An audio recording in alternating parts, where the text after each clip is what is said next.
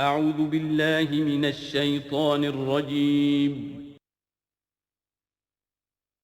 بسم اللہ الرحمن الرحیم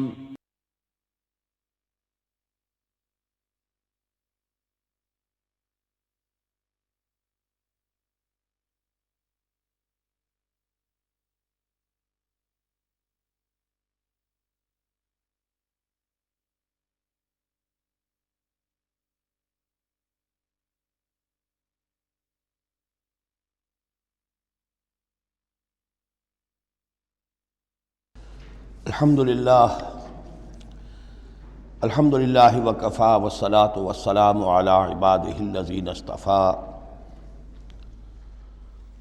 خصوصاً علی افضلہم وخاتم النبیین محمد الامین وعلی آلہ وصحبہ اجمعین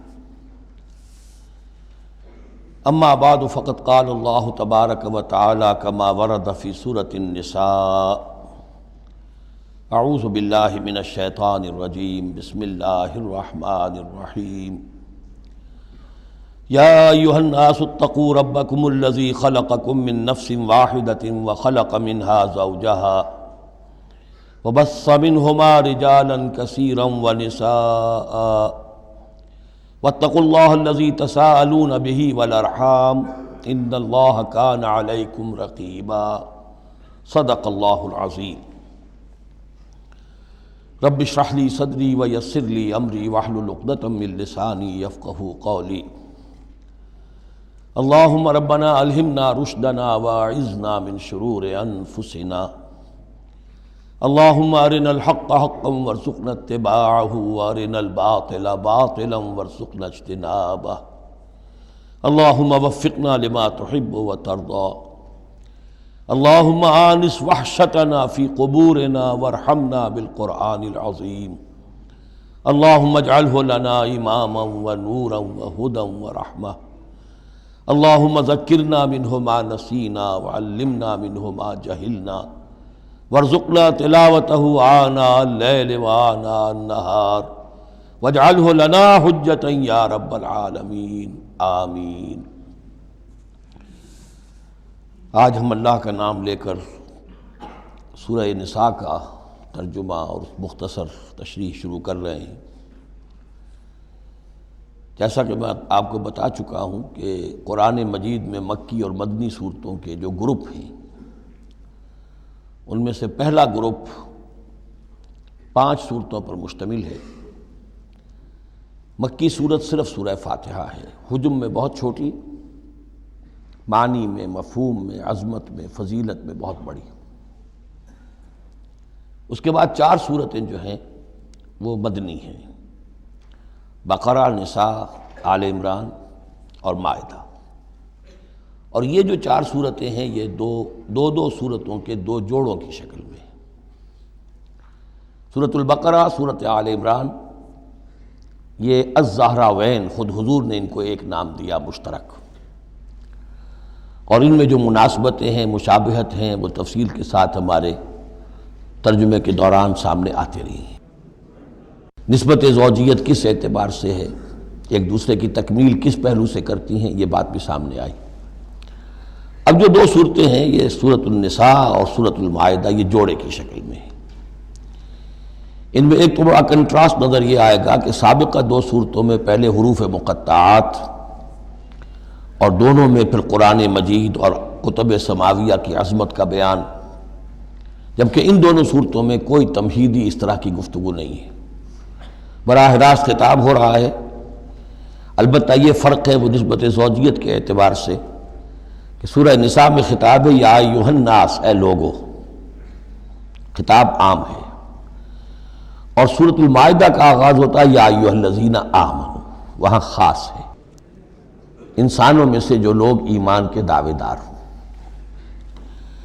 باقی جس طرح سورہ بقرہ اور سورہ آل عمران نصفین میں منقسم ہیں، اس طرح کا معاملہ ان دونوں صورتوں کا نہیں ہے۔ اپنے اسلوب کے اعتبار سے یہ دونوں صورتیں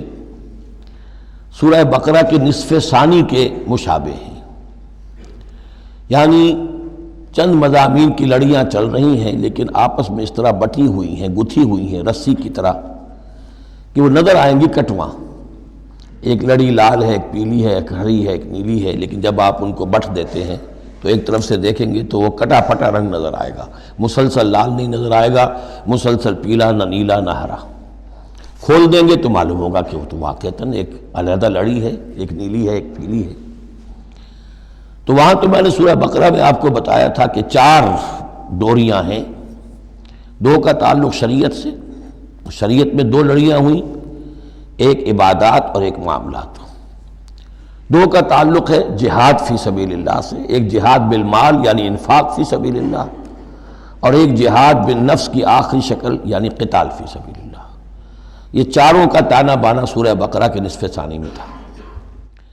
یہاں سورہ نساء میں بھی آپ دیکھیں گے کہ 3 لڑیاں ہیں یہاں،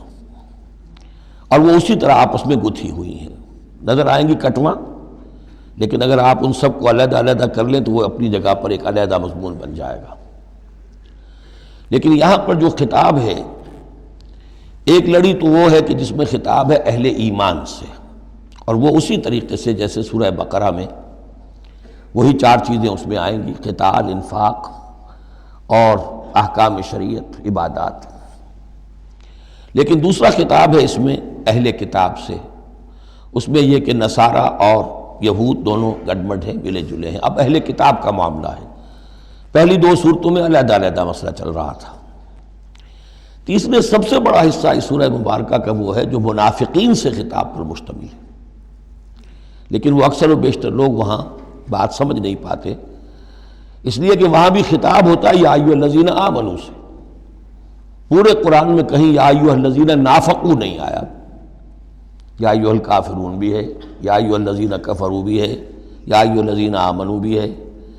یا ایھا الذین نافقوا کہیں نہیں، اس لیے کہ منافق بھی قانوناً تو مسلمان ہی ہوتے تھے۔ تو اصل میں یہ بڑی گہری نظر کی ضرورت ہے کہ یہ پہچانا جائے کہ یہاں یا ایھا الذین آمنوا مومنین صادقین کی طرف روح سخن ہے یا منافقین کی طرف ہے۔ اگر یہ فرق نہ کیا جائے تو بڑی غلط فہمی ہو جاتی ہے بعض مقامات پر، مثلا سورہ توبہ کے بعض مقامات ہیں، یا ایھا الذین آمنوا ما لکم اذا قیل لکم انفروا فی سبیل اللہ اثاقلتم الی الارض۔ اہل ایمان تمہیں کیا ہو گیا جب تمہیں کہا جاتا ہے اللہ کی راہ میں نکلو تو تم بوجھل ہو جاتے ہو، زمین میں دھنسے جاتے ہو۔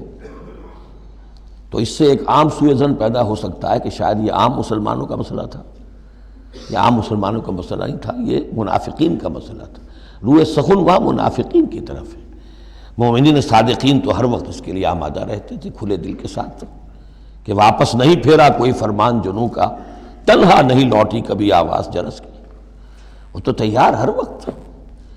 تو اصل میں یہ دیکھنا ہوتا ہے کہ کس آیت میں رخ کس کی طرف ہے۔ اس اعتبار سے یہ سورہ مبارک کا اہم ترین ہے، لیکن سورہ بقرہ میں تو پورے میں لفظ نفاق آیا ہی نہیں۔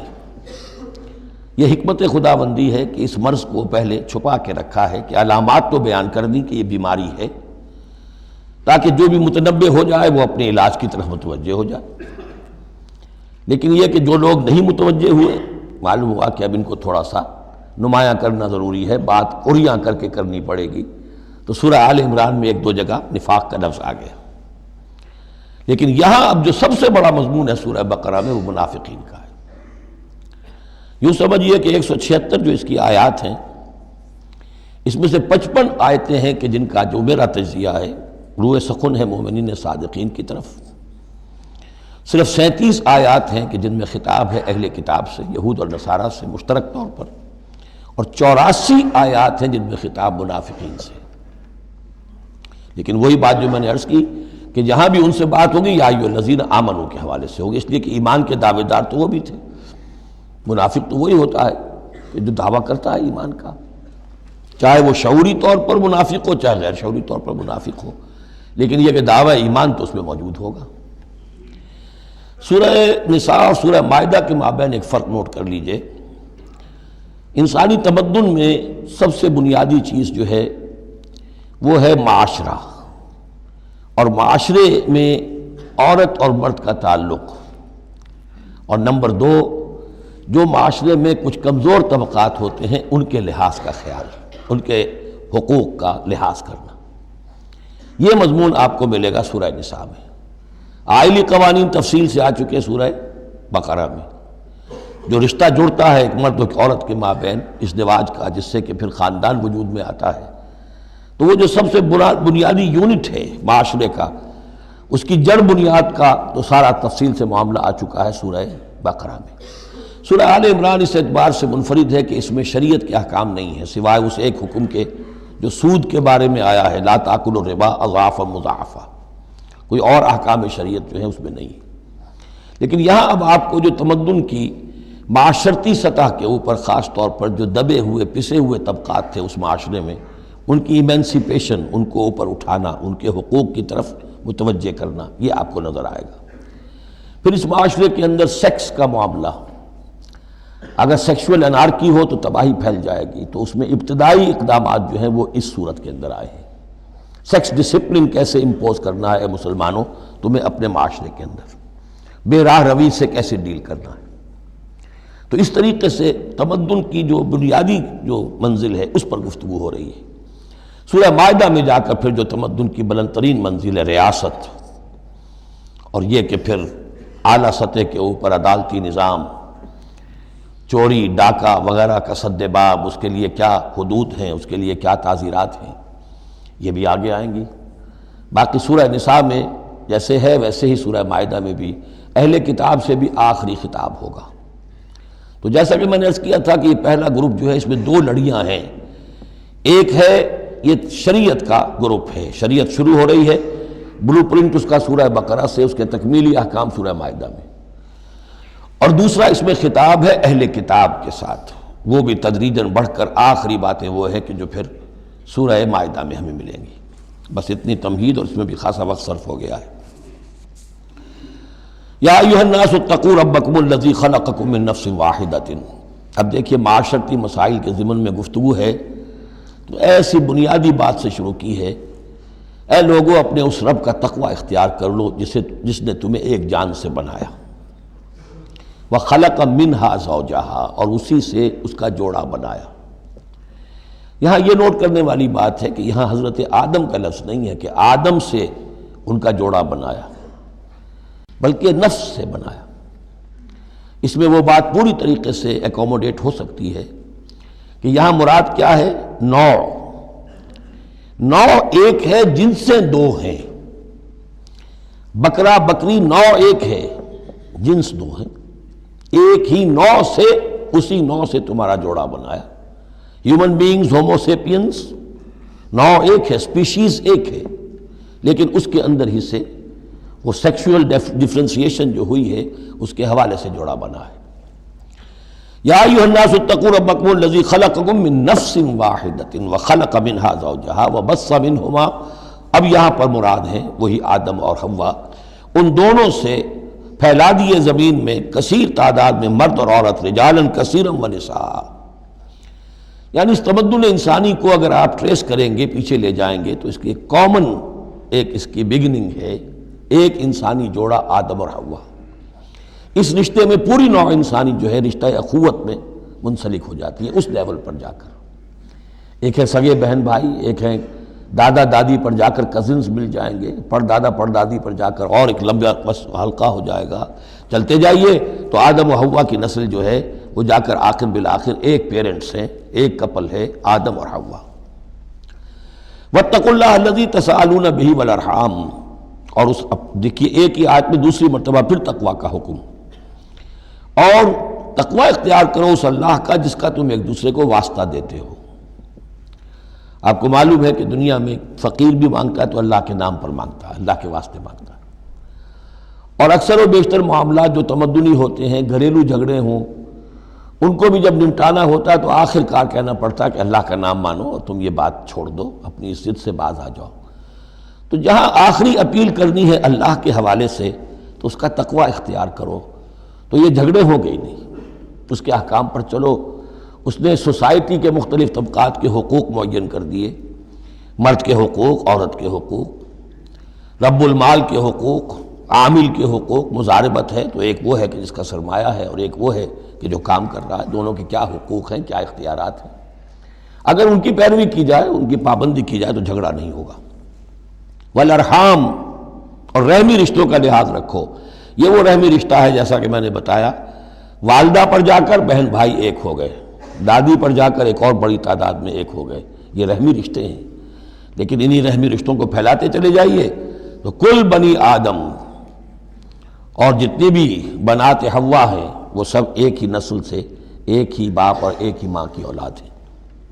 ان اللہ کان علیکم رقیبا، یقیناً اللہ تعالیٰ تم پر نگران ہے۔ یہ تقویٰ کی روح ہے۔ اگر یہ خیال رہے کہ میں کسی کی نگاہ میں ہوں، کوئی مجھے دیکھ رہا ہے، میرا ہر عمل اس کی نگاہ میں ہے، چھپا ہوا نہیں ہے، چاہے میں نے سب دروازے بند کر دیے، کھڑکیاں بند کر دیں اور پردے لگا دیے، سب کچھ ہو گیا، لیکن ایک آنکھ سے میں نہیں چھپ سکتا۔ ان اللہ کان علیکم رقیبا، اگر یہ مستحضر رہے تو پھر تقویٰ ہوگا، پھر اللہ کے حکم کی پابندی کی جائے گی۔ اب دیکھیے یہ حکمت نبوت ہے صلی اللہ علیہ وسلم۔ اس آیت کو حضور نے خطبہ نکاح میں شامل کیا، کیونکہ نکاح کا موقع کیا ہوتا ہے کہ ایک مرد ایک عورت کے درمیان پھر وہی رشتہ ازدواج قائم ہو رہا ہے، آدم کا ایک بیٹا، حوا کی ایک بیٹی، پھر اسی رشتے میں منسلک ہو رہے ہیں جس میں کہ آدم اور حوا تھے۔ جس طرح ان سے نسل پھیلی ہے، اب ان سے آگے نسل بڑھے گی۔ لیکن یہ کہ اس پورے معاشرتی معاملے میں، خاندانی معاملات میں، عائلی معاملات میں، جیسے سورہ بقرہ میں ہم نے دیکھا کتنی مرتبہ واتقوا اللہ واتقوا اللہ واتقوا اللہ، تقویٰ نہیں ہوگا تو پھر خالی قانون جو ہے اس کے اندر وہ تاثیر نہیں ہوا کرتی۔ قانون کو تو تختہ مشق بھی بنایا جا سکتا ہے، وَلَا تَتَّخِذُوا آیَاتِ اللَّهِ هُزُوًا، اللہ کی آیات کا ٹھٹا ہی نہ بنا دو، کہ قانون کا تقاضا تو پورا ہو رہا ہے لیکن اس کی جو روح ہے وہ بالکل ختم ہو جاتی ہے۔ وَآتُوا الْيَتَامَىٰ أَمْوَالَهُمْ، اور وہ جو دبے ہوئے طبقات ہیں ان میں سے یتیم ایک اہم طبقہ تھا، ان کے کوئی حقوق نہیں تھے، مال ان کے ہڑپ کر لیے جاتے تھے، کمزور تھے۔ وَآتُوا الْيَتَامَىٰ أَمْوَالَهُمْ وَلَا تَتَبَدَّلُوا الْخَبِيثَ بِالطَّيِّبِ، ان کا مال جو ہے اس میں سے اچھا اچھا مال لے لیا، برا ان کو اپنا برا مال ان میں شامل کر دیا۔ انہیں کیا پتہ چلا؟ اگر اول تو یہ کہ ہڑپ ہی کر گئے، نہیں تو بہت متقی ہوئے تو چلیے تعداد پوری کر دی، لیکن یہ کہ ان کا جو اچھا مال تھا اپنے طرف لے لیا اور ردی مال ادھر لگا دیا۔ وَلَا تَأْكُلُوا أَمْوَالَهُمْ إِلَىٰ أَمْوَالِكُمْ، اور ان کے مال اپنے مالوں میں شامل کر کے ہڑپ نہ کرو۔ إِنَّهُ كَانَ حُوبًا كَبِيرًا، یقیناً یہ بہت بڑا گناہ، بہت بڑے بوال کی بات ہے۔ وَإِنْ خِفْتُمْ أَلَّا تُقْسِطُوا فِي الْيَتَامَىٰ، اور اگر تمہیں اندیشہ ہو کہ تم یتیم بچیوں کے بارے میں انصاف نہیں کر سکو گے، یعنی یتیم ایک تو لڑکا ہوا، چلیے اس کی ایک زندگی ہے، ایک خاص حد کو پہنچنے کے بعد وہ ایک انڈیپینڈنٹ لائف اختیار کر لے گا۔ یتیم لڑکی کا معاملہ یہ ہوتا تھا کہ وہ یہ کہ کوئی ولی ہے، اس سے انہیں نکاح بھی کر لیا لڑکی سے تاکہ اس کا مال بھی قبضے میں آ جائے، اور چونکہ یتیم ہے اس کے پیچھے اس کے حقوق کی نگہداشت کرنے والا کوئی ہے ہی نہیں۔ اگر ماں باپ ہوں تو ظاہر بات ہے کہ پھر وہ بچی کے حقوق کے بارے میں بھی تو کچھ بات کر سکیں، لہذا جس طرح چاہیں اس پر ظلم کریں، ان کا کوئی پرسان حال نہیں۔ تو اس میں خاص طور پر کہ یتیم ایک تو ہے لڑکا اور ایک لڑکی یتیم۔ وَآتُوا الْيَتَامَىٰ، اسے منکرین سنت نے، منکرین حدیث نے اس آیت کو مختلف طریقے سے وہ تعبیر کیا ہے، لیکن وہ میں یہاں اس وقت بیان نہیں کر سکتا۔ جو مفہوم میں صحیح سمجھتا ہوں، جو سلف سے چلا آ رہا ہے، جو حضرت عائشہ صدیقہ رضی اللہ تعالی عنہا سے مروی ہے، تو میں وہی بات بیان کر رہا ہوں۔ یہاں جو ہے دوسری آیت میں، یہ تیسری آیت میں، وہ یتامہ سے مراد ہیں یتیم بچیاں، یتیم خواتین۔ وَإِنْ خِفْتُمْ أَلَّا تُقْسِطُوا فِي الْيَتَامَىٰ فَانكِحُوا مَا طَابَ لَكُم مِّنَ النِّسَاءِ مَثْنَىٰ وَثُلَاثَ وَرُبَاعَ، تو پھر یہ ہے کہ تم ان یتیم بچیوں سے نکاح مت کرو، اور تمہیں جو پسند ہو، اگر ضرورت ہے دو دو تین تین چار چار کی حد تک تمہیں اجازت ہے، نکاح کر سکتے ہو۔ تعدد ازدواج کی یہی آیت قرآن مجید میں۔ لیکن یتیم بچیوں کے تم ولی بن کر کہیں اور ان کی شادی کرو تاکہ ان کے حقوق کے لیے پاسبان بن کر تم کھڑے ہو سکو، ورنہ یہ کہ تم نے انہیں اپنے گھروں میں ڈال دیا تو پھر ان کے حقوق کا کون ہوگا جو باز پرس کر سکے تم سے۔ فَإِنْ خِفْتُمْ أَلَّا تَعْدِلُوا، البتہ یہ جو ہم نے آزادی دی ہے دو دو تین تین چار چار، اس کی ایک شرط ہے، اور وہ یہ کہ اگر دو شادیاں ہیں، تین ہیں، چار ہیں، تو عدل ہو۔ وَإِنْ خِفْتُمْ أَلَّا تَعْدِلُوا، اگر تم ان میں برابری نہ کر سکو، یہ اندیشہ ہو، فَوَاحِدَةً، تو پھر ایک ہی شادی کرو، ایک ہی بیوی، اس سے زائد نہیں۔ او ما ملکت ایمانکم، اور دوسرا کھاتا یہ ہے، یا جو تمہاری ملک یمین ہو، جو لونڈیاں ہوں، جو جنگوں میں غزوات میں جو بھی آتی تھیں، وہ ایک علیحدہ معاملہ ہے، ان کی تعداد کے اوپر کوئی تعین نہیں ہے، لیکن پھر شادی ایک ہوگی۔ اگرچہ اس میں آگے چل کر بات آ جائے گی کہ اس انصاف میں قلبی رجحان اور میلان شامل نہیں ہے۔ جو چیز گنتی کی ہو سکتی ہے، ٹائم کتنا گزار رہے ہو، کس بیوی کے پاس کتنا، سب اس میں مساوات ہونی چاہیے۔ نان نفقہ کیا دے رہے ہو، کپڑے کیسے دے رہے ہو، ان تمام چیزوں میں جو کاؤنٹ ہو سکتی ہیں، جو مادی چیزیں ہیں، جو دیکھی بھالی جا سکتی ہیں، اس میں انصاف اور عدل لازم ہے۔ البتہ دلی رجحان اور میلان جس پر کہ انسان کو قابو نہیں ہوتا، اس میں گرفت نہیں ہے۔ ذالک ادنیٰ اللہ تعولوا، یہ اس سے قریب تر ہے کہ تم ایک ہی طرف کو نہ جھک پڑو، کہ ایک ہی بس بیوی کی طرف سارا میلان ہے، رجحان ہے۔ اور جیسا کہ آگے آئے گا کہ دوسری جو ہے یا دوسری جو ہیں وہ معلق ہو کر رہ گئی ہیں کہ نہ وہ شوہروں والی ہیں اور نہ وہ آزاد ہیں کہ کہیں اور نکاح کریں۔ وَآتُوا النِّسَاءَ صَدُقَاتِهِنَّ نِحْلًا، اور عورتوں کو ان کے مہر خوش دلی کے ساتھ دیا کرو، مجھ کو تاوان سمجھ کے نہ دیا کرو۔ یہ صدقات جو ہے صداق کی جمع ہے، اور صدقے کی جمع ہے صداقات۔ دال پر زبر ہو تو صدقے کی جمع، اور دال پر پیش ہے صدقات تو یہ صداق کی جمع ہے۔ فَإِن تِبْنَ لَكُمْ عَنْ شَيْءٍ مِّنْهُ نَفْسًا، پھر اگر وہ خود اپنی مرضی سے، اپنی رضامندی سے اس میں سے کوئی چیز تمہیں دے دیں، تم نے مہر جو انہیں دیا تھا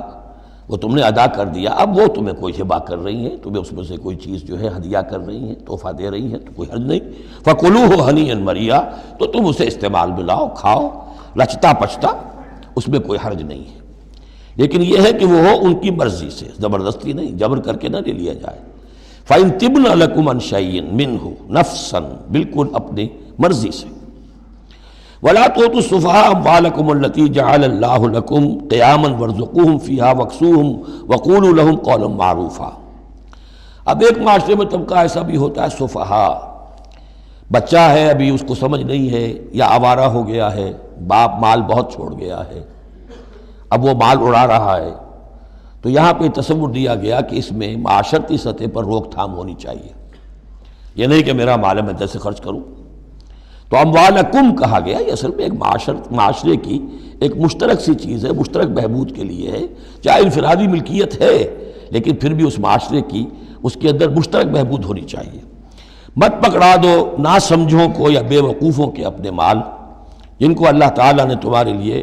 دنیا کے گزران کا ذریعہ بنایا ہے۔ وَارْزُقُوهُمْ فِيهَا، ہاں انہیں رزق دیتے رہو اس میں سے،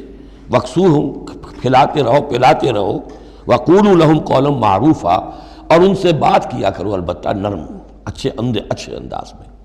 یہی اصول تھا جس کے تحت کہ برٹش انڈیا میں کورٹ آف وارز مقرر ہو جاتے تھے، کہ اگر کوئی بڑا جاگیردار ہے، کوئی نواب ہے اور وہ فوت ہو گیا، اس کا بیٹا جو ہے آوارہ ہے اور اس کی جو اندیشہ ہے کہ اسے کوئی اڑا دے گا، ختم کر دے گا، تو کورٹ آف وارز ہو جاتا تھا۔ حکومت جو ہے وہ اس کا چارج لے لیتی تھی، اس کے لیے سالانہ اس میں سے، اس کی آمدنی میں سے وظیفہ ہوتا تھا، اس میں اپنا خرچ کرے، لیکن یہ ہے کہ باقی چیزیں جمع رہتی تھی تاکہ یہ ان کی آئندہ نسل کے کام آ سکے۔ وَابْتَلُوا الْيَتَامَىٰ حَتَّىٰ إِذَا بَلَغُوا النِّكَاحَ، اور یتیموں کی دیکھ بھال کرتے رہو، جانچ پرکھ کرتے رہو، دیکھتے رہو کہ ان کے اندر کبھی شعور پیدا ہو گیا یا نہیں۔ فَإِنْ آنَسْتُم مِّنْهُمْ رُشْدًا، تو جب تم دیکھو ان میں کہ اب یہ باشعور ہو گئے ہیں، سمجھدار ہو گئے ہیں، فَادْفَعُوا إِلَيْهِمْ أَمْوَالَهُمْ، تو ان کے اموال ان کے حوالے کر دو۔ وَلَا تَأْكُلُوهَا إِسْرَافًا وَبِدَارًا أَن يَكْبَرُوا، اور دیکھو اس مال کو کھانے کی کوشش نہ کرو، ہڑپ نہ کرو جلدی سے، کہ ایسا نہ ہو کہ بچے جوان ہو جائیں تو یہ مال تو دے ہی دینا ہے میں نے، تو اس سے پہلے جتنا بھی اس کو میں کھا جاؤں کھا لوں۔ وَمَنْ كَانَ غَنِيًّا فَلْيَسْتَعْفِفْ، اگر کوئی جو ولی ہے یتیم کا وہ غنی ہے، اللہ نے اسے خود دے رکھا ہے، کشائش ہے اس کے پاس، تو پھر اسے یتیم کے مال میں سے کچھ بھی لینے کا حق نہیں ہے، پھر اسے یتیم کے مال سے بچتے رہنا چاہیے۔ وَمَنْ كَانَ فَقِيرًا، اور اگر کوئی خود تنگ دست ہے، محتاج ہے، اب ظاہر بات ہے وہ یتیم کی کوئی نگہداشت بھی کر رہا ہے، اس کا کچھ وقت بھی اس پہ صرف ہو رہا ہے، تو فَلْيَأْكُلْ بِالْمَعْرُوفِ، تو معروف طریقے سے بھلے انداز میں، جو کہ معقول انداز ہو، اس میں سے اگر وہ یتیم کے مال میں سے کچھ کھا بھی لے تو کوئی حرج نہیں ہے۔ اسلام کی تعلیم بڑی فطری ہے، اس کے اندر وہ بندشیں نہیں ہیں کہ جو ان نیچرل ہوں، جن پر عمل کرنا ناممکن ہو جائے۔ فَإِذَا دَفَعْتُمْ إِلَيْهِمْ أَمْوَالَهُمْ، اور جب تم ان کے مال ان کے حوالے کر دو، فَأَشْهِدُوا عَلَيْهِمْ، تو گواہ بنا لو کہ یہ چیزیں تھیں جو آج کی تاریخ میں میری تحویل میں تھی، آج تک میں نے ان کے حوالے کر دی۔ وَكَفَى بِاللَّهِ حَسِيبًا، باقی اللہ تعالیٰ کافی ہے حساب لینے کے لیے. یہ دنیا کا معاملہ ہے، اس کے لیے لکھت پڑھت شہادت، باقی اصل حساب تو تمہیں اللہ کے ہاں جا کے دینا ہے. لِلرِّجَالِ نَصِيبٌ مِّمَّا تَرَكَ الْوَالِدَانِ وَالْأَقْرَبُونَ، مردوں کے لیے بھی حصہ ہے اس میں سے کہ جو ترکہ چھوڑا ہو، جو وراثت چھوڑی ہو والدین نے اور رشتہ داروں نے. وَلِلنِّسَاءِ نَصِيبٌ مِّمَّا تَرَكَ الْوَالِدَانِ وَالْأَقْرَبُونَ، اور عورتوں کا بھی حصہ ہے اس میں سے جو والدین کی وراثت ہے، جو انہوں نے ترک کیا ہے، ان کا ترکہ ہے، اور رشتہ داروں کا. یہاں پہلی مرتبہ اب عورت کو وراثت کا حق دیا جا رہا ہے، ورنہ عرب کے معاشرے میں عورت کا کوئی حق وراثت نہیں تھا. یہاں پہ فرمایا گیا کہ مما قل منہ او کثر، چاہے وہ وراثت تھوڑی ہو چاہے زیادہ ہو، قانون جو ہے اللہ کا اس کو اس کے اوپر پوری طور سے نافذ ہونا چاہیے. نصیبا مفروضہ، اور یہ حصہ ہے اللہ کی طرف سے فرض کیا گیا. اب میں آپ کو نوٹ کراؤں گا کتنی مرتبہ یہ تاکید ہو رہی ہے اس قانون وراثت کی، اور آپ اگر ساتھ ہی دیکھتے رہیں کہ کتنی دھجیاں اس کی بکھرتی ہیں ہمارے معاشرے کے اندر، کوئی اس کا لحاظ نہیں. اور بڑا جو ہمارا خاص طور پر ایک علاقہ ہے کہ جہاں ویسے نماز روزہ بہت ہوتا ہے، وہ بیٹیوں کو کوئی وراثت میں کوئی حصہ دینے کے لیے وہ کسی صورت تیار نہیں ہوتے. شریعت کے کچھ چیزیں جو ہیں وہ بہت اہم ہیں، اور شریعت کی یہ چیزیں جو ہیں کس قدر تاکید کے ساتھ آ رہی ہیں، یہ کہتے ہیں یہ رواج کے تحت ہوگا. وَإِذَا حَضَرَ الْقِسْمَةَ أُولُو الْقُرْبَى، اور جب وراثت کی ترکے کی تقسیم ہو رہی ہو تو اب اگر وہاں کچھ قرابت دار بھی آ جائیں، والیتامى، یتیم بھی آ جائیں، والمساکین، کچھ محتاج بھی آ جائیں، فارزقوہم منہ وقولوا لہم قولا معروفا، تو انہیں بھی کچھ دے دلا دو اس میں سے، کیونکہ اس وقت دیکھ رہے ہیں تقسیم ہو رہی ہے، وہ بالکل محتاج ہیں، تو احساس محرومیت جو ہے اس کو کسی نہ کسی درجے میں جو بھی اس کے اندر کچھ ان کی مداوع ہو سکتا ہو کرو. وَقُولُوا لَهُمْ قَوْلًا مَعْرُوفًا، ان سے بات کرو تو بڑے اچھے انداز میں، جھڑکو نہیں کہ یہ ہماری وراثت تقسیم ہو رہی، تم کون آ گئے یہاں پہ. وَلْيَخْشَ الَّذِينَ لَوْ تَرَكُوا مِنْ خَلْفِهِمْ، ڈرتے رہنا چاہیے ان لوگوں کو کہ اگر انہوں نے بھی چھوڑے ہوتے اپنے پیچھے ذُرِّيَّةً ضِعَافًا، چھوٹے بچے، اپنی نسل چھوڑ کر اگر وہ گئے ہوتے اور یتیم بچے ہوتے ان کے، خافوا علیہم، تو کیسے کیسے اندیشے ہونے ہوتے اپنے ان بچوں کے بارے میں. فلیتقوا اللہ، تو انہیں چاہیے کہ اللہ کا تقوی اختیار کریں کہ یہ یتیم جو اس وقت آ گئے یہ بھی کسی کے بچے ہیں، کوئی ان کا بھی باپ تھا، ان کے سر پر ہاتھ رکھو. ولیقولوا قولا سدیدا، اور بڑی صاف اور ستھری اور صحیح اور حق پر مبنی بات کرو. ان الذین یاکلون اموال الیتامی ظلما، یقیناً وہ لوگ کہ جو یتیموں کا مال ہڑپ کرتے ہیں ناحق، انما یاکلون فی بطونہم نارا، وہ اپنے پیٹوں میں بھر رہے ہیں آگ. وسیصلون سعیرا، اندر کی آگ تو اپنے پیٹوں میں ڈال رہے ہیں اور سموچے وہ خود آگ میں ڈال دیے جائیں گے. تو گویا کہ ایک آگ ان کے اندر ہوگی اور ایک جہنم کی آگ ان کے باہر ہوگی. یہ 10 آیتیں بڑی جامع ہیں، اور جس طریقے سے کہ سوسائٹی کے جو پسماندہ طبقات تھے ایک ایک کا خیال کر کے جس باریک بینی سے حکمت کے ساتھ احکام دیے جا رہے ہیں. اب اس کے بعد جو رکوع ہے یہ بڑا مختصر ہے، آیتیں 4 ہیں لیکن ایک قیامت مضمر ہے ان میں، یہ اعجاز ہے. 4 آیتوں کے اندر اسلام کا پورا قانون وراثت جس پہ پوری جلدیں لکھی گئی ہیں، جامعیت کی انتہا ہے. یوصیکم اللہ فی اولادکم، اللہ تعالیٰ تمہیں وصیت کرتا ہے تمہاری اولاد کے بارے میں. للذکر مثل حظ الانثیین، لڑکے کے لیے حصہ ہے 2 لڑکیوں کے برابر. فإن كن نساء فوق اثنتین فلہن ثلث ما ترک، اور اگر صرف بیٹیاں ہی بیٹیاں ہوں اور 2 یا 2 سے زائد ہوں تو ان کو 2/3 میں حصہ ملے گا. وإن كانت واحدة فلها النصف، اور اگر ایک ہی بیٹی ہے تو اسے آدھا ملے گا. ظاہر بات ہے بیٹا ایک ہی وارث ہوگا تو پورے کا وارث ہو جائے گا، تو جب بیٹی کا حصہ بیٹے سے آدھا ہے تو اگر ایک ہی بیٹی ہے تو اسے آدھی وراثت ملے گی، آدھی پھر اور لوگوں کو جائے گی، وہ ایک الگ حصہ ہے، معاملہ ہے. وَلِأَبَوَيْهِ لِكُلِّ وَاحِدٍ مِّنْهُمَا السُّدُسُ مِمَّا تَرَكَ إِنْ كَانَ لَهُ وَلَدٌ. اب یہ وراثت میں ایک تو ہے نیچے وراثت بیٹا بیٹی، اور ایک ہے اوپر والد والدین، جب اب وہ بھی زندہ ہیں، فوت ہوا ہے کوئی شخص، اس کے والدین یا والد یا والدہ دونوں میں سے کوئی ایک زندہ ہے، ان کا بھی حصہ ہے.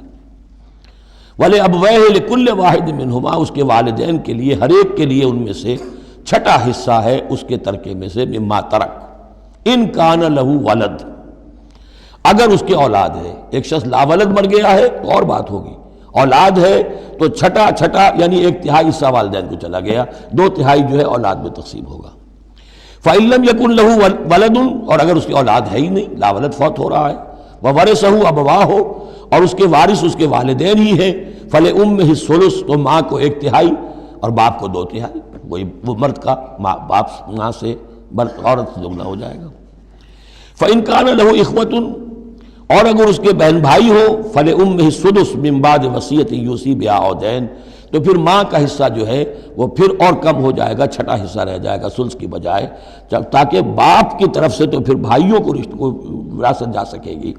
اس کے، لیکن ساتھ فرما دیا من بعد وصیت یوصی بہا او دین، وراثت کی تقسیم سے پہلے 2 کام کر لینے ہوں گے کہ اگر کوئی وصیت کی ہے اس وصیت کو پورا کیا جائے، اگر کوئی دین ہے جو فوت ہوا ہے اس پر کوئی قرض ہے وہ ادا کیا جائے، پھر جو ہے وراثت ادا ہوگی۔ من بعد وصیت یوصی بہا او دین،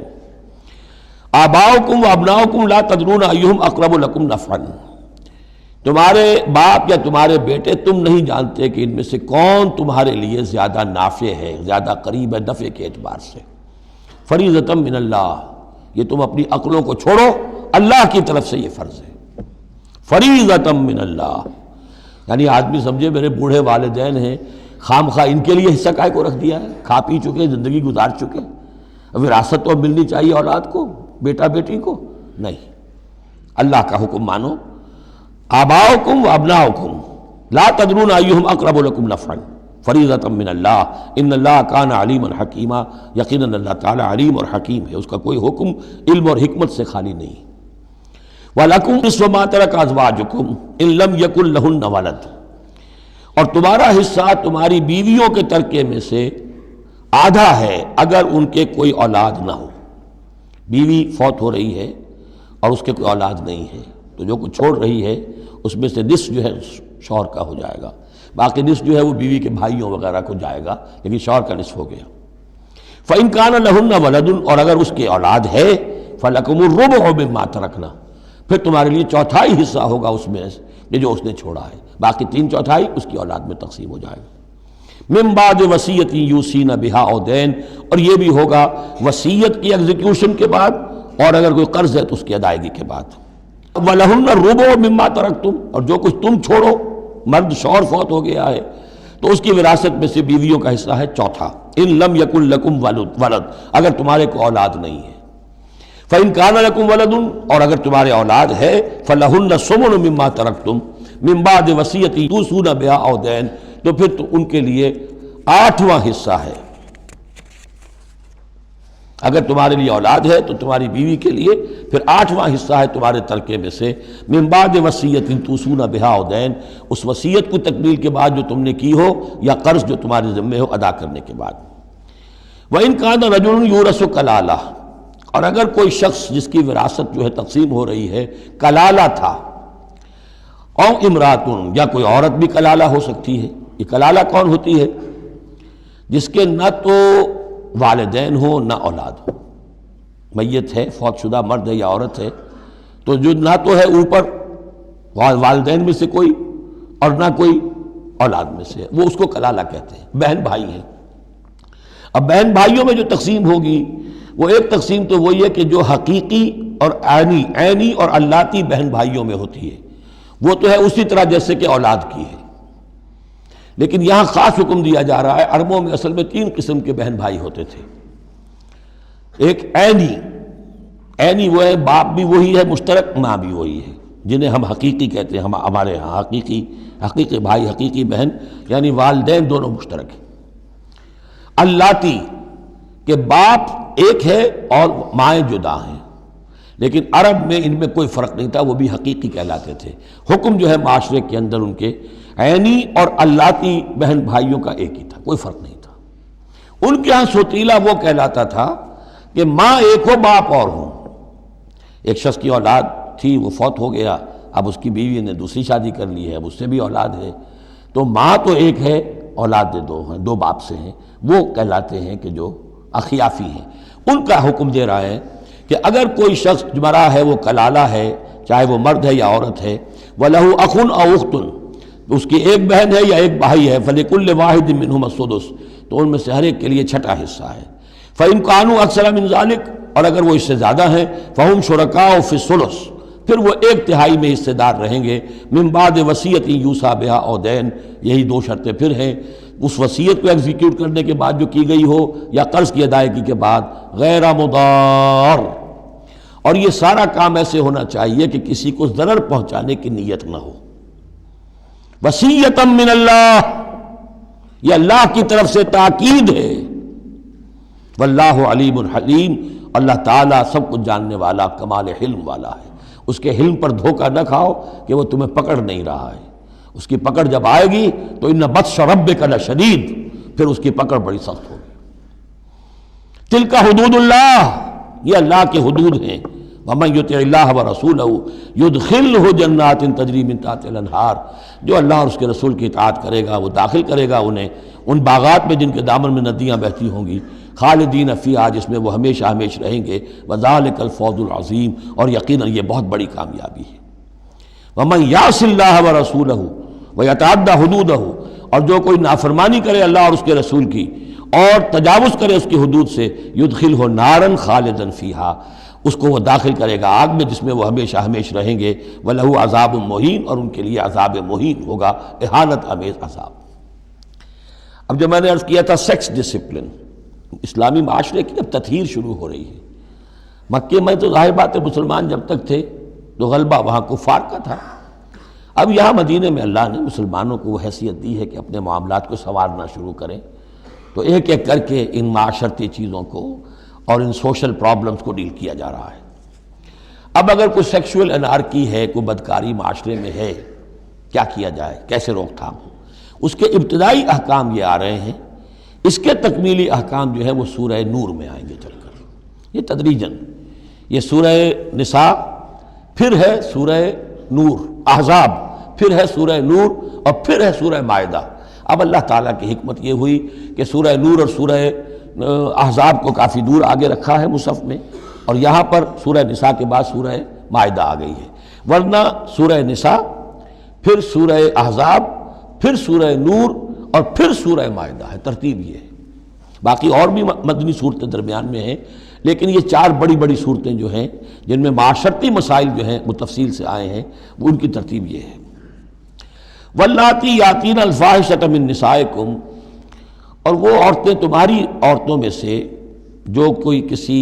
بے حیائی کا ارتکاب کریں، فاستشہدوا علیہن اربعۃ منکم، تو پھر گواہ بناؤ، گواہ لاؤ ان پر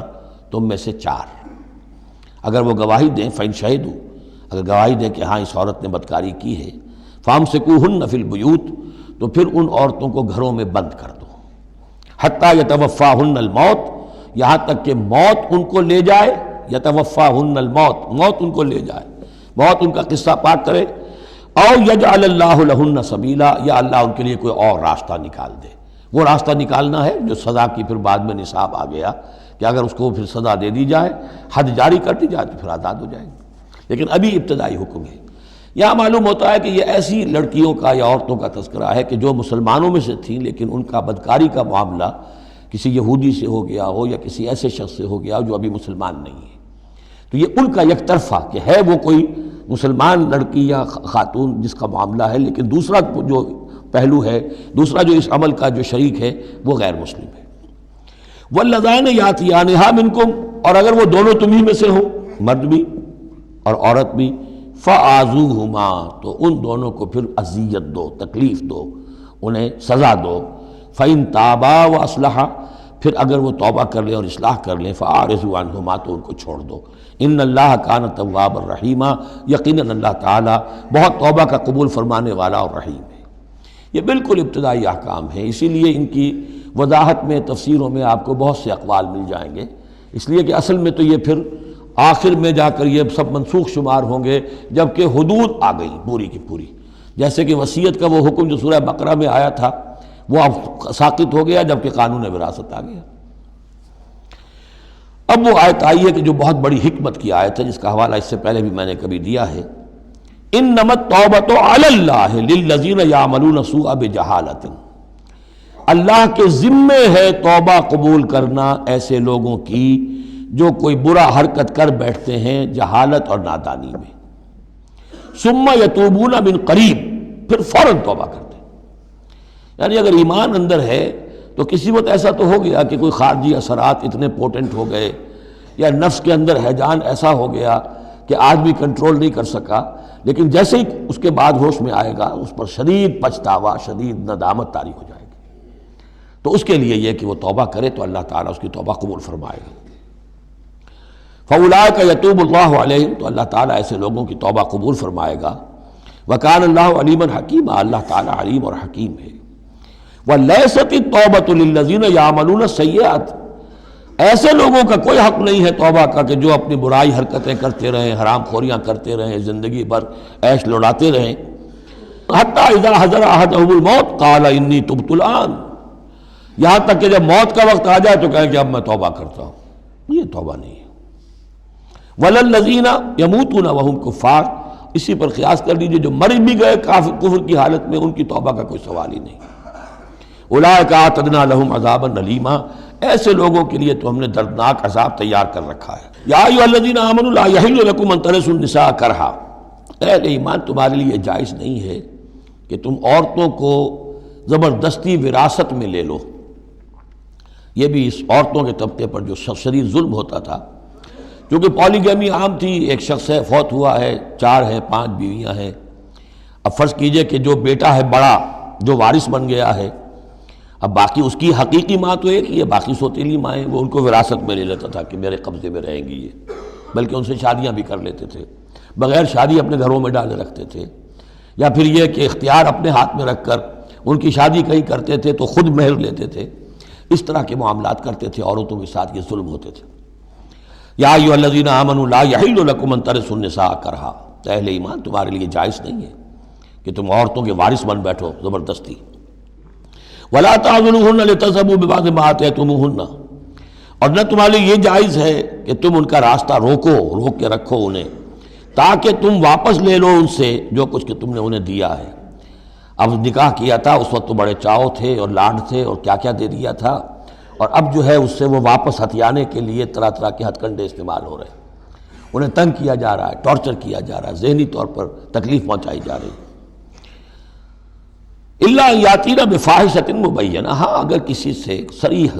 جو ہے حرام کاری کا فعل سرزد ہو گیا، اس پر کچھ زیادتی کی جائے، اسے کچھ سزا دی جائے، جیسے کہ اوپر آ چکا ہے فعذوہما، اس وقت تو اجازت ہے۔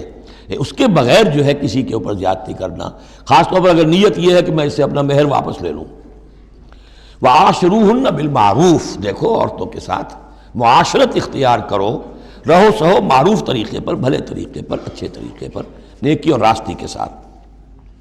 فَإِن كَرِهْتُمُوهُنَّ فَعَسَىٰ أَن تَكْرَهُوا شَيْئًا وَيَجْعَلُ اللَّهُ فِيهِ خَيْرًا كَثِيرًا، تو اور اگر تمہیں کسی وجہ سے اب وہ ناپسند ہو گئی ہے، انہیں پسند نہیں کرتے تم، تو ہو سکتا ہے کہ کسی شے کو تم ناپسند کرو، درا حال ہے کہ اللہ نے اسی میں تمہارے لیے خیر کثیر رکھ دیا۔ پتہ نہیں ایک عورت جو ہے کسی ایک اعتبار سے آپ کے دل سے اتر گئی ہے، طبیعت کا میلان نہیں رہا ہے، اس میں اور کون کون سی خوبیاں ہیں، کس اعتبار سے آپ کے لیے وہ خیر کا ذریعہ بنتی ہے، تو اللہ کے حوالے کرو اس معاملے کو، لیکن ان کے ساتھ رکھو معاشرت صحیح، ان کے حقوق ادا کرتے ہوئے۔ ہاں اگر معاملہ ایسا ہو گیا ہے کہ ساتھ رہنا ممکن نہیں ہے تو طلاق کا راستہ کھلا ہے، شریعت اسلامی نے اس میں کوئی تنگی نہیں رکھی ہے، یہ کرسچینٹی کی طرح کا کوئی غیر معقول نظام نہیں ہے کہ طلاق ہو ہی نہیں سکتی، وہاں یہ ہے کہ طلاق کا راستہ کھلا ہے۔ وَإِنْ أَرَدْتُمْ اسْتِبْدَالَ زَوْجٍ مَكَانَ زَوْجٍ، اور اگر تم نے فیصلہ ہی کر لیا ہو کہ ایک بیوی کی جگہ کوئی دوسری بیوی لانی ہے، وَآتَيْتُمْ إِحْدَاهُنَّ قِنْطَارًا، اور ان میں سے کسی ایک کو تم نے ڈھیروں مال دیا ہو، فَلَا تَأْخُذُوهُ مِنْهُ شَيْئًا فَلَا تَأْخُذُوا مِنْهُ شَيْئًا، اس میں سے کوئی شے واپس نہیں لے سکتے، جو مہر دیا تھا وہ ان کا ہے، اب اس میں سے کچھ واپس نہیں لے سکتے۔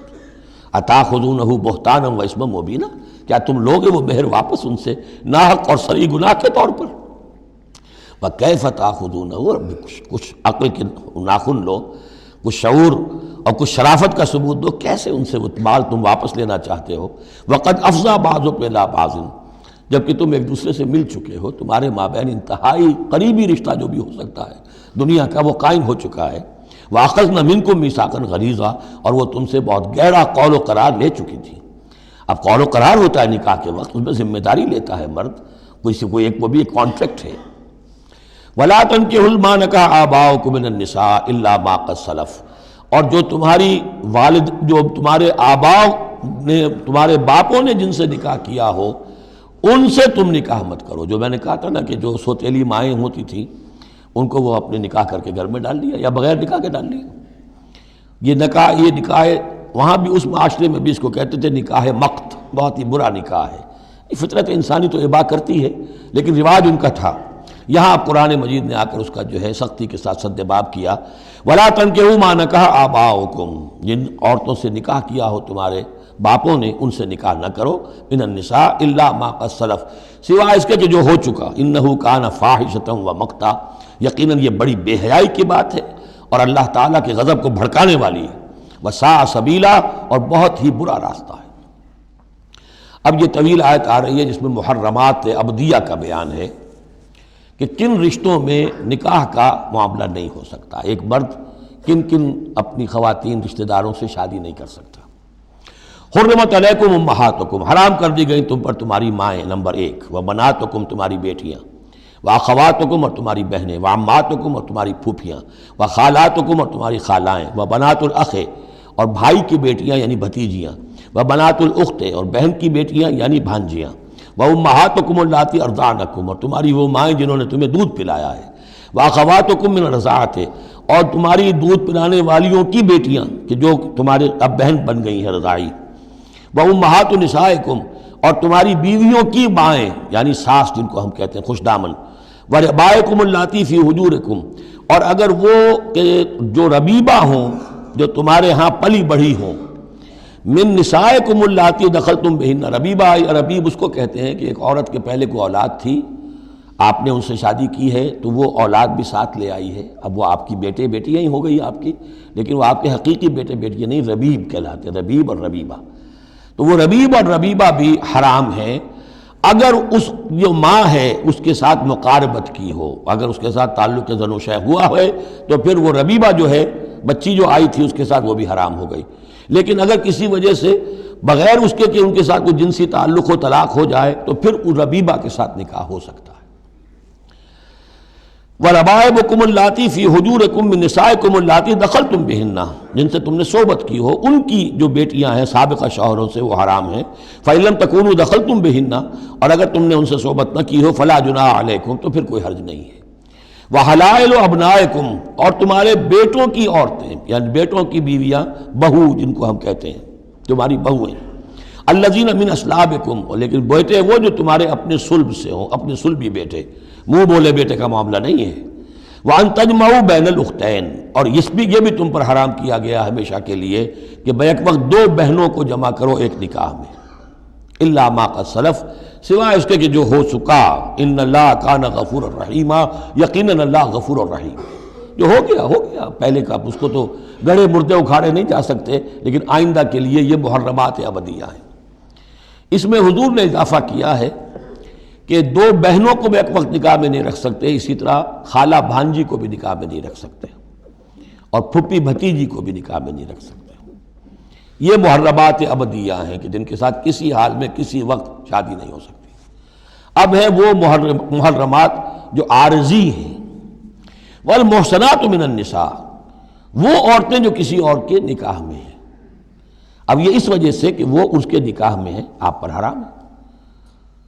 ہاں اگر وہ طلاق دے دے پھر آپ شادی کر سکیں گے اس سے، لیکن یہ کہ اس کے اوپر جو حرمت ہے اس کی، وہ حرمت ابدی اس نوع کی نہیں ہے جو اس آیت میں جو بیانات ہوئی، بلکہ یہ کہ وہ تو کسی اور کے نکاح میں ہونے کی۔ محصنات، حصن کہتے ہیں قلعے کو، جو قلعے میں ہیں، پہلے ہی ایک خاندان کے قلعے کے اندر ہیں وہ، اور شوہر والیاں ہیں، الا ما ملکت ایمانکم، سوائے یہ کہ ان میں سے کوئی تمہارے ہاں کنیز بن کر آ جائے۔ اب ظاہر بات ہے جنگ ہوئی ہے، وہ عورتیں جو ہیں مشرک مردوں کی بیویاں ہیں، وہ لونڈیاں بن کے آ گئی ہیں، تو اگرچہ وہ بیویاں ہیں مشرکوں کی، محصنات ہیں اس معنی میں، لیکن وہ لونڈی کی حیثیت سے آپ کے لیے جائز ہوں گی۔ کتاب اللہ علیکم، یہ اللہ کی کتاب ہے، حکم ہے، فرض ہے تمہارے اوپر۔ وَأُحِلَّ لَكُم مَّا وَرَاءَ ذَلِكُمْ، اب اس کے علاوہ تمہارے لیے تمام عورتیں حلال ہیں۔ تو آپ نے دیکھا کہ کتنی تھوڑی سی تعداد میں عورتیں ہوئیں کہ جن سے نکاح حرام ہوا، باقی کثیر تعداد۔ یعنی مباحات کا دائرہ بہت وسیع ہے، محرمات کا دائرہ بہت محدود ہے۔ ان تبتغوا باموالکم، لیکن یہ کہ اس کے لیے نکاح ہوگا مہر دے کر، اموال کے ساتھ تم اس میں نکاح کرو، محسنین، نیت ہو گھر میں بسانے کی، قلعے میں لانے کی، غیر مسافہین، صرف مستی نکالنے کی نہیں، یعنی یہ جو ہے اس کو ایک کھیل اور ہابی نہ بنا لو، گھر میں آباد کرنے کی نیت ہو، اس سے شادی کی جائے۔ مَسْتَمْتَعْتُمْ بِهِ مِنْهُنَّ فَآتُوهُنَّ أُجُورَهُنَّ، تو جو بھی تم نے ان سے استفادہ کیا ہے تو انہیں ان کے مہر جو ہے مقرر ہوئے ہیں، فریضۃً، وہ دو۔ وَلَا جُنَاحَ عَلَيْكُمْ فِي مَا تَرَاضَيْتُمْ بِهِ مِنْ بَعْدِ الْفَرِيضَةِ، اس میں کوئی حرج نہیں ہے کہ کسی مہر کے مقرر ہونے کے بعد اگر باہمی رضامندی سے اس میں کوئی کمی بیشی ہو جائے۔ ان اللہ کان علیما حکیما، یقیناً اللہ تعالی علیم ہے اور حکیم ہے۔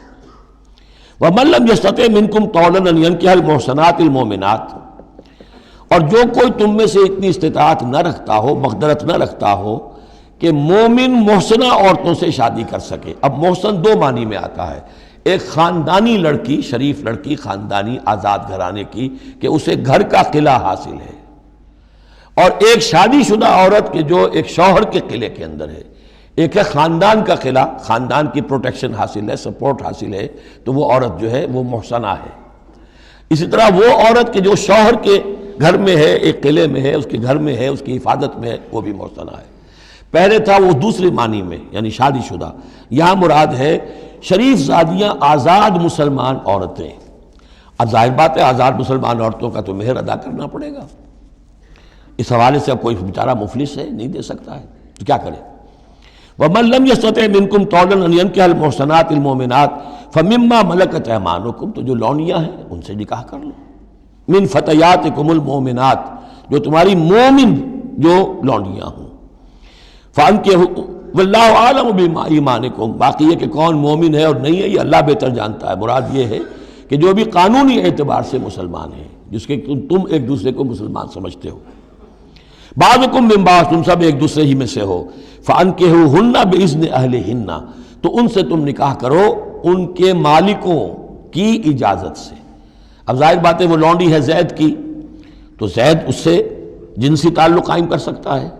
لیکن یہاں اب ایک شخص اس سے اجازت لے رہا ہے کہ میں آپ کی اس لونڈی سے نکاح کرنا چاہتا ہوں۔ اگر اجازت دے دی، اب زید کا تعلق منقطع ہو جائے گا، اب وہ اس لونڈی اس کی اس اعتبار سے اس کے کام میں نہیں آ سکتی، بلکہ وہ اب منقوعہ ہو جائے گی ایک مسلمان کی۔ اس لیے بِإِذْنِ أَهْلِهِنَّ، اور اس میں پیش نظر رکھیے کہ ایک معاشرہ تھا، بالفعل یہ شکلیں تھیں، یہ نہیں کہا جا رہا یہ شکلیں پیدا کرو۔ اصل بات کیا ہے کہ جو معاشرہ تھا جس میں کہ قرآن نے اصلاح کا عمل شروع کیا ہے، تو اس میں کیا کیا صورتحال تھی، کس کس اعتبار سے اس میں بہتری پیدا کی گئی تدریجاً۔ فَانكِحُوهُنَّ بِإِذْنِ أَهْلِهِنَّ وَآتُوهُنَّ أُجُورَهُنَّ بِالْمَعْرُوفِ، انہیں بھی ان کے جو مہر ہیں تھوڑے ہوں گے وہ دو، معروف طریقے پر دو۔ محسنات غیر مصافحات، ان سے بھی جو تعلق ہے یہ نکاح کا ہوگا تو نیت ہونی چاہیے گھر میں بسانے کی، محض مستی نکالنے کی اور شہوت رانی کی وہ نیت نہ ہو۔ ولا متخذات اخدان، اور نہ ہی کوئی چوری چھپی کی دوستیاں اور یاریاں ہوں، یہ نہیں، کھلم کھلا نکاح ہو، معلوم ہو کہ فلاں کی لونڈی ہے۔ جیسے حضرت سمیہ رضی اللہ تعالی عنہ، یہ ابو جہل کا چچا تھا، ایک شریف انسان تھا،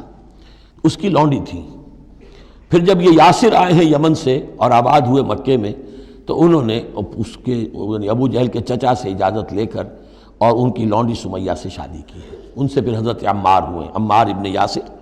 اور عمار کی والدہ سمیہ رضی اللہ تعالی عنہم، یہ تین کا ایک کنبہ تھا۔ وہ شریف آدمی مر گیا تو پھر ابو جہل جو ہے اس کو اختیار ہو گیا ان پر، اس نے پھر جو پرسیکیوٹ کیا ہے وہ آپ کو معلوم ہے، اس خاندان کو بدترین جو ایذائیں دی گئی ہیں وہ اس خاندان کو دی گئی ہیں۔ فَإِذَا أُحْصِنَّ، پھر جب وہ قید نکاح میں آ جائیں، فَإِنْ أَتَيْنَ بِفَاحِشَةٍ، پھر اگر وہ کوئی غلط کام کریں، اگر کوئی وہ جو ہے بے حیائی کا کام کریں، فَعَلَيْهِنَّ نِصْفُ مَا عَلَى الْمُحْصَنَاتِ، تو انہیں آدھی سزا دی جائے گی اس کی کہ جو شادی شدوں کو دی جائے گی۔ اب یہ جو ہے چونکہ ابتدائی احکامات ہیں، ابھی تک تو رجم کا حکم آیا ہی نہیں ہے، ابھی تک 100 کوڑوں کا حکم بھی نہیں آیا ہے،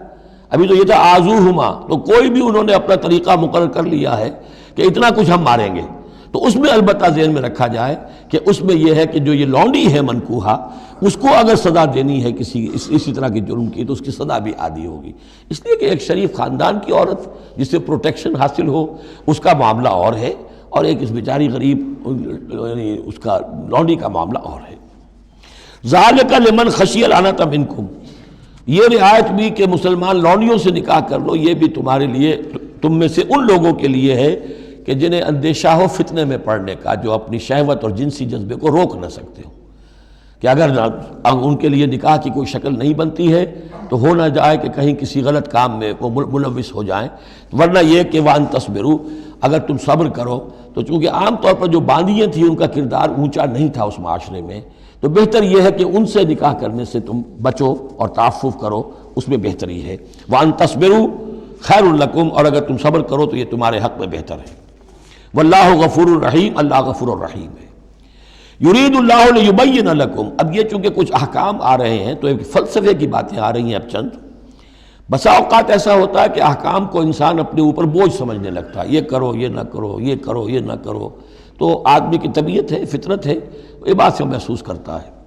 بلکہ عیسائی تو میں نے ایک مرتبہ 1970 میں تقریر سنی تھی، کرسمس گزاری تھی لندن میں، تو انہوں نے کہا تھا کہ شریعت لعنت ہے، خواہ ایک انسان کو یہ حرام ہے، یہ حرام ہے، یہ حرام ہے، رک نہیں سکا ہے، اب دل اس کا میلا ہو جائے گا، گلٹی کانشنس ہو جائے گا، گلٹی کانشنس سے اس کے اندر جو ہے وہ نیگیٹو سائیکالوجی ڈیولپ ہونی شروع ہو جائے گی۔ یہ ساری گندگی کہاں سے پیدا ہوئی کہ آپ نے حرام حلال کا فلسفہ چھیڑ، سب حلال کرو چھٹی ہو جائے گی۔ تو ایسے ایسے فلسفے بھی دنیا میں ہیں، اور یہ میں نے تقریر سنی 1970 میں لندن میں کرسمس کے دنوں میں۔ یرید اللہ لیبین لکم، اللہ تعالیٰ چاہتا ہے کہ تمہارے لیے ان چیزوں کو واضح کر دے۔ وَيَهْدِيَكُمْ سُنَنَ الَّذِينَ مِن قَبْلِكُمْ، اور تمہیں ہدایت دے ان راستوں کی کہ جو تم سے پہلے کے لوگوں کے تھے۔ وَيَتُوبَ عَلَيْكُمْ، اب اس میں دونوں طرف جائے گا، پہلے کے نیکوکار بھی تھے، پہلوں کے بدکار بھی تھے۔ نیکوکاروں کا راستہ تم اختیار کرو، صراط الذین انعمت علیہم، اور دوسرے راستوں سے تم بچ سکو۔ وَيَتُوبَ عَلَيْكُمْ، اللہ چاہتا ہے تمہارے اوپر، تم پر عنایت فرمائے۔ واللہ علیم الحکیم، اللہ تعالیٰ سب کچھ جاننے والا، کمال حکمت والا ہے۔ واللہ یرید ان یتوب علیکم، دوبارہ پھر وہی، اللہ چاہتا ہے تم پر مہربانی فرمائے۔ ویرید الذین یتبعون الشہوات، اور وہ لوگ کہ جو شہوات کی پیروی کرتے ہیں وہ چاہتے ہیں ان تمیلوا میلا عظیما، کہ تم تو ایک طرف غلط راستے سے دور تک تمہارا جو ہے رجحان ہو جائے اور ادھر ہی تم بھٹکتے چلے جاؤ۔ آج جو بھی ہے عورت کی آزادی کی بنیاد پر، ایمینسیپیشن کی بنیاد پر، یہ ساری چیزیں جو ہو رہا ہے، ویمن لب ہے، یہ سب کا سب در حقیقت ان حدود اور قیود کو توڑ کر، اور سارا یہ جنسی جو ہے انارکی پھیلانے کی ایک سازش ہے جو دنیا میں چل رہی ہے۔ یرید اللہ ان یخفف عنکم، تم یہ نہ سمجھو کہ بوجھ ڈال رہا اللہ تم پر، اللہ تم پر تخفیف چاہتا ہے۔ جب تم ان چیزوں پر عمل نہیں کرو گے، معاشرے میں بدگمانیاں پھیلیں گی، فساد ہوگا، گندگیاں ہوں گی، جھگڑے ہوں گے، بدگمانیاں ہوں گی، یہ سارا کچھ ہوگا، تو اللہ تو تمہارے لیے آسانی چاہتا ہے۔ وَخُلِقَ الْإِنسَانُ ضَعِيفًا، اور انسان پیدا کیا گیا ہے کمزور، اس کے اندر کمزوری کے پہلو بھی ہیں۔ جہاں بہت اونچا پہلو ہے، روح ربانی پھونکی گئی ہے، وہاں یہ نفس بھی تو اس کے اندر ہے، اور اس کے اندر جو ہے ضعف کے پہلو موجود ہیں۔ یا ایھا الذین آمنوا لا تاکلوا اموالکم بینکم بالباطل، اہل ایمان اپنے مال آپس میں باطل طریقے سے ہڑپ نہ کرو، الا ان تکون تجارتا عن تراض، سوائے اس کے کہ تجارت ہو تراض منکم، تمہاری باہمی رضامندی سے۔ یہ جوتا ہے 200 روپے کا ہے، آپ کو منظور ہے، 200 دیجئے، جوتا لے لیجئے، یہ آپ کی باہمی رضامندی سے سودا ہے، وہ ہو گیا۔ لیکن یہ کہ اس سیدھے سادے اور صحیح اور طریقے پر، ایک ظاہر بات ہے کچھ نہ کچھ تو آپ نے نفع اس میں سے کمایا ہے، آپ نے محنت کی ہے، کہیں سے لائے ہیں، سٹور کیا ہے، دکان کا کرایہ دیا ہے، لیکن اس کو وہ گرج نہیں کرے گا۔ لیکن جھوٹ بول رہے ہیں، خدا کی قسم کھا رہے ہیں کہ میں نے تو اتنے کر لیا، اب یہ ہو گیا، آپ نے اپنی ساری محنت بھی ضائع کی اور آپ نے حرام کما لیا۔ اور یا کوئی اور طریقے ہیں، مال ہڑپ کر رہے ہیں، دھوکہ دے رہے ہیں۔ یا ایھا الذین آمنوا لا تاکلوا اموالکم بینکم بالباطل الا ان تکون تجارتا عن تراض منکم ولا تقتلوا انفسکم، اور نہ اپنے آپ کو قتل کرو، یعنی ایک دوسرے کو قتل کرو۔ تمدن کی جڑ دو چیزوں پر ہے، احترام جان، احترام مال۔ میرے لیے آپ کا مال محترم ہے، آپ کی جان محترم ہے، میں اسے کوئی غدر نہ پہنچاؤں، آپ کے لیے میرا مال، میری جان، میرا جسم محترم ہے، اسے کوئی گزن نہ پہنچائے۔ اگر تو یہ جنٹلمین ایگریمنٹ ہمارا چلتا ہے تب تو ہم ایک معاشرے میں رہ سکتے ہیں، ایک ملک میں رہ سکتے ہیں، اور اس میں اطمینان ہوگا، سکون ہوگا، چین ہوگا۔ اور جہاں یہ دونوں احترام ختم ہو گئے، جان کا نہ مال کا، تو ظاہر بات ہے کہ پھر وہاں سکون کہاں سے آئے گا، اطمینان کہاں سے آئے گا، چین کہاں سے آئے گا۔ وَلَا تَقْتُلُوا أَنفُسَكُمْ إِنَّ اللَّهَ كَانَ بِكُمْ رَحِيمًا، یقیناً اللہ تعالیٰ تم پر بہت ہی مہربان ہے۔ وَمَن يَفْعَلْ ذَلِكَ عُدْوَانًا وَظُلْمًا، اور جو کوئی بھی یہ کام کرے گا، دو کام، چوری اور دھوکہ اور قتل نفس، ظلماً اور عدواناً تعدی کے ساتھ، ظلم کے ساتھ، فَسَوْفَ نُصْلِيهِ نَارًا، تو اسے تو ہم جھونک دیں گے آگ میں، وَكَانَ ذَلِكَ عَلَى اللَّهِ يَسِيرًا، اور یہ چیز اللہ پر بہت آسان ہے۔ یہ نہ سمجھنا کہ کیا اللہ تعالیٰ تمام نوع انسانی کو جہنم میں جھونک دے گا، یہ اللہ کے لیے بہت آسان ہے۔ بارک اللہ لی ولکم فی القرآن العظیم ونفعنی وإیاکم بالآیات والذکر الحکیم۔